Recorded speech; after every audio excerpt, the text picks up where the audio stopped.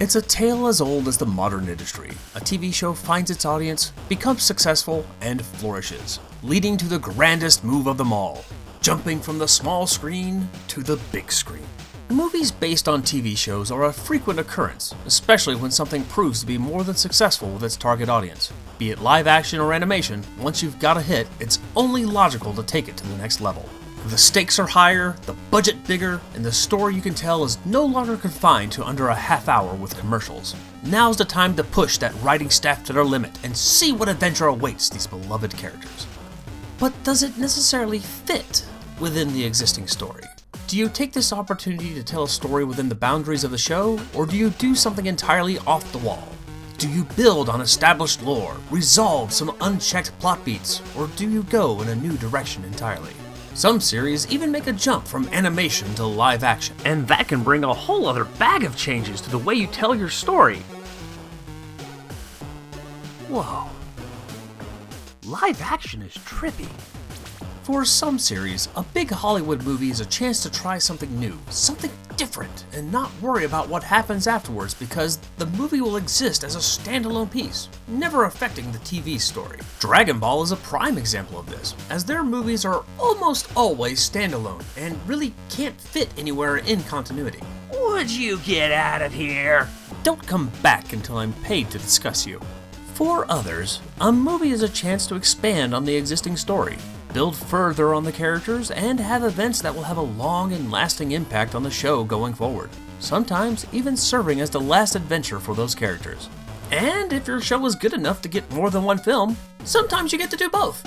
Let's go back to the Talking Dog Theater well and revisit those rescue dogs down in Adventure Bay. Today on Talking Dog Theater, Cal Brunker's Paw Patrol movies. Adventure City needs your help!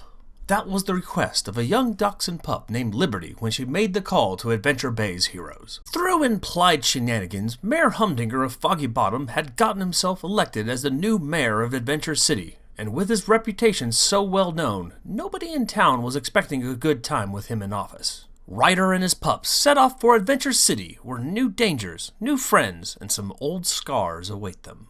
In 2021, writers Cal Brunker, Billy Frolic, and Bob Barlin brought the Paw Patrol to the big screen for the very first time. The core 6 pups and Ryder relocate themselves from their small town of Adventure Bay to the neighboring metropolis of Adventure City.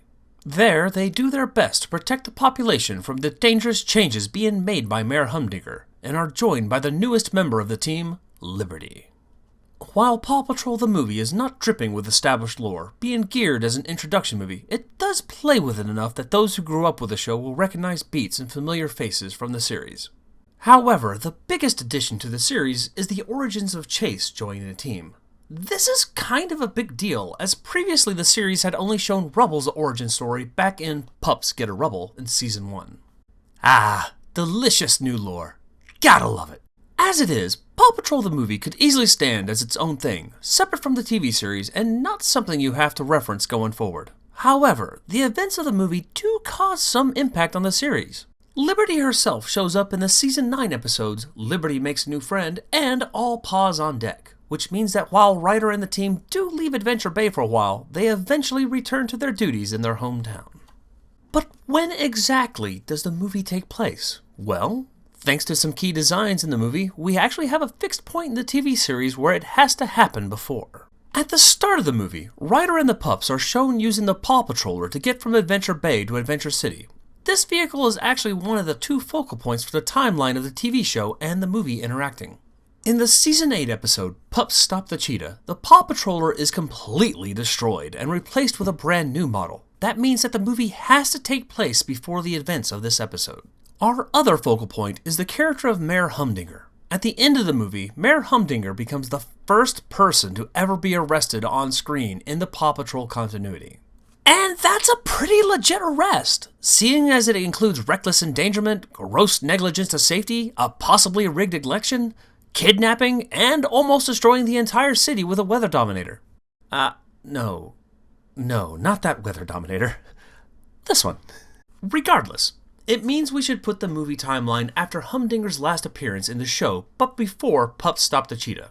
Looking over Season 8, that means the most ideal place to set the movie would be after the episode Pups Save a Clown. And since that was the previous episode before Pups Stopped the Cheetah, you've got very little wiggle room to play with in placement. Though there not being a lot of time between the two isn't really a big deal. Big Finish makes its bread and butter placing new stories in between episodes of Doctor Who. Honestly, that is the simplest part of the timeline that we're able to lock down exact points for. That said, Chase meeting Ryder and joining the team becomes a little bit harder to be exact with. It would be incredibly easy to just say that it was at the very start of the Paw Patrol. In the flashback, Ryder is shown in regular clothes, not his usual rescue gear, though the team logo is clearly visible on his shirt. But was he the first pup, or a later addition? The events of the Mighty movie could have an impact on that. Put a pin in this. We're going to come back to it. Oh, right. Humpdinger was in episodes from 2021 to 2023 too, with no direct mention of how he got out of jail. We could make a big deal out of this, but honestly, anyone these days could tell you why a corrupt blonde-haired politician didn't face actual consequences for his illegal activity. But the non-snark reason could be something like he posted bail or whatever. Again though, the Mighty movie's events can factor into this. So let's talk about the Mighty movie. In 2023, Cal Brunker and Bob Barlin, alongside Shane Morris, brought the second Paw Patrol film, The Mighty Movie, to the theaters. Thanks to the actions of mad scientist Victoria Vance, Ryder and the team discover 7 crystals of unknown origin in a meteor that crashed into Adventure City. The crystals bond to the pups, giving them superpowers drawing from their personalities and roles on the team. The newly christened Mighty Pups continue their job as protectors and rescuers, while also dealing with the antics of the recently escaped Mayor Humdinger as he teams up with Vance to steal the power of the crystals for themselves. Right off the bat, we have something to play with in the series continuity. The movie designs act as a refresh to the already established Mighty Pups toy line from the 2018 season and Super Paws in 2019. Though with some changes to the superpowers a few of the pups get. This is okay, as nothing in the movie outright contradicts the events of those seasons, even though they're not discussed or mentioned. Instead, it can be seen as building upon them in a way. Ryder has already dealt with something similar to the crystals before with the Mighty Meteor. That's why he's able to so quickly design and build new vehicles that can channel the energy of the crystals, as well as already knowing what name to use when Rubble starts talking about the team needing a cooler sounding name. The TV epilogue to the movie, Season 10's Mighty Pups vs. the Mayor of the Universe, even further builds upon this by combining the movie designs with the show's previous Mighty Pups launch sequence. Small aside, at one point Ryder has an outfit with Everest and Tracker on it alongside the other 7 movie pups. It's their first and only appearance in the movies, but it firmly establishes we're still in a timeline where they exist. Also, they're considered part of the Core 9 now. Neat. The team is back in Adventure City to witness a passing meteor, which is being turned into a big celebration for the town. We know that some time has passed since the events of the first movie. There's the new carrier transport, its dock, and Sky's replacement jet after her first one was destroyed in the previous movie. Liberty also feels a bit more integrated into the team, though she is still looking for what her role is. You know, I kinda want to talk more about Liberty and how she fulfills the Sixth Ranger role, but I think I'll save that for another video. She's a good dog. Vance's attempt at drawing the meteor containing the crystals to the planet results in the destruction of the team's Adventure City lookout, as well as a part of downtown. Vance winds up being arrested after she uploads the video of her attempt online to her YouTube channel. Can I point out the file number of her video? That is way too accurate. Here is where we hit our first hiccup in continuity that would need resolving. Humdinger is in prison, even though we've seen him active in Adventure Bay since the first movie. Given that he's been allowed to keep his hat with him and the Kitten Catastrophe crew, yeah, they got a team name too, this seems to be kind of a low-stakes prison setup. As for resolving how he could have been out and about in the post-movie 2021 through 2023 seasons, even though there's no dialogue that would affect the possibilities directly, I feel there's 2 ways to go with this. 1, the Mighty movie doesn't take place too long after the first movie, maybe a couple months or so, long enough to set up things like the carrier being built. Or 2, Humdinger got out on bail, but got tossed back in due to one of his later misadventures because he can't stay out of trouble.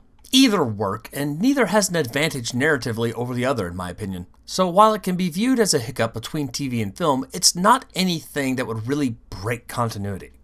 The movie also gives us our third origin story for a Core 6 pup. Through a flashback, Skye tells the story of how she was the runt of her litter, watching as her siblings were all adopted before her. Hey, wait a second! Is that Farmer Al? Was Skye born on his farm? Huh. Regardless, Skye is left all alone after her siblings are adopted, until she takes the initiative and tries to chase down Ryder after he delivers supplies during a blizzard. Though she doesn't catch up to him, Ryder discovers her and then takes her in. Let's talk about the origins for Chase and Skye. Here's where we get to the meat of our discussion.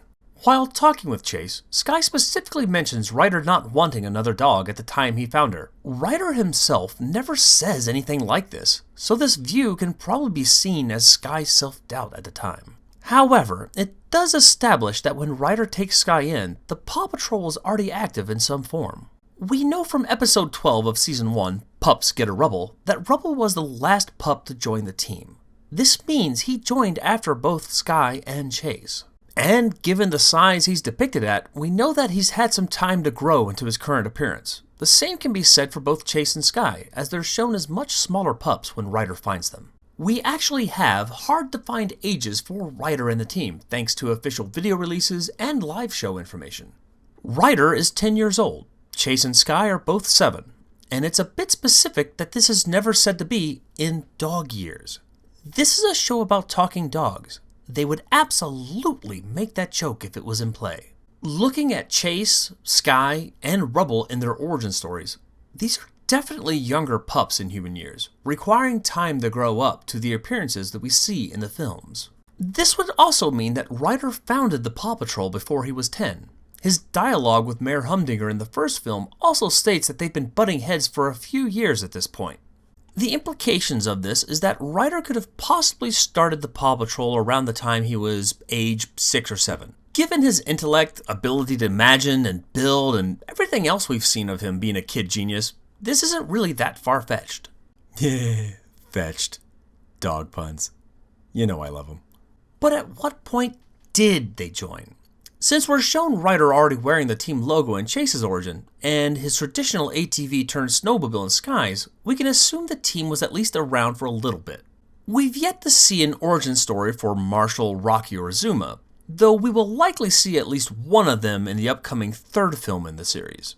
With Marshall and Rocky both being age 6, Zuma 5, and factoring the other ages of the pups, it seems to me the likely first pups would have been these 3. Let's say Chase and Skye were both around age 5 when Ryder found them. This would mean Marshall and Rocky were age 4 and Zuma at age 3. Perfect time to adopt them and start training. If Chase comes next, then that puts the team at 4. That would easily work with Skye's belief that Ryder didn't want any more dogs when he found her. 4 is a lot of dogs. We tend to get rowdy with that many of us in a room. This would then lead to Rubble's arrival the next year, bringing the team to a total of 6. This would also leave time for Ryder to start having run-ins with Mayor Humdinger, leading to his dialogue in the first movie. All of this, of course, is subject to change. The show could do an origin story for the other pups, or the next movie could contradict everything I've said here. And that's absolutely fine. You're listening to me ramble on about cartoon dogs. We're just having fun speculating here. If theories are confirmed, awesome. If they're shown to be rubbish, that's speculation for you. It's part of the fun. Ultimately, Mr. Brunker and his writing team have crafted a good way of linking together the continuity between TV and, as of this video, 2 movies. It can be a delicate balance. What do you want to acknowledge? What do you want to leave out? In this case, it feels like the decisions were made with love for the show and an eye for what makes the series fun. But what happens when that's not the case? What happens when the writers go out of their way to contradict everything, to the point that they're actively and purposely insulting the audience? You see, this video is actually a 2-parter.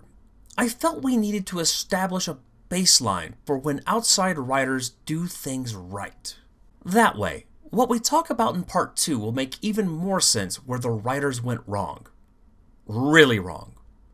A middle finger to the audience, really wrong. When we return to this discussion in Talking Dog Theater, we're going to be doing a double shot of Scooby-Doo animated movie train wrecks with the Curse of the 13th Ghost and return to Zombie Island. Thanks for joining us today. If you have any dog-related media you want to see covered in the future, let me know in the comments. Thanks again to Doc Isaac for the use of his music. You can find a link to his page below. Until next time, later days. All I'm gonna do is pet my neighbor's dog. She's a good dog. I'm busy petting this dog. Scratchy big ears, petting little paws. I'm having fun petting this dog. And all I wanna do is be my neighbor's friend. And she seems kind, is kind, worked out in the end. I know 2 souls in the complex, and one is a dog that I'm giving pets. Hey. The newly christened. Hi, Kristen. How are you doing? While talking with Chase, Sky specifically mentions Ryder not wanting another tong. He doesn't want tongs. He hates tongs. Tongs are the bane of Adventure Bay. Tongs are banned in 14 states around Adventure Bay.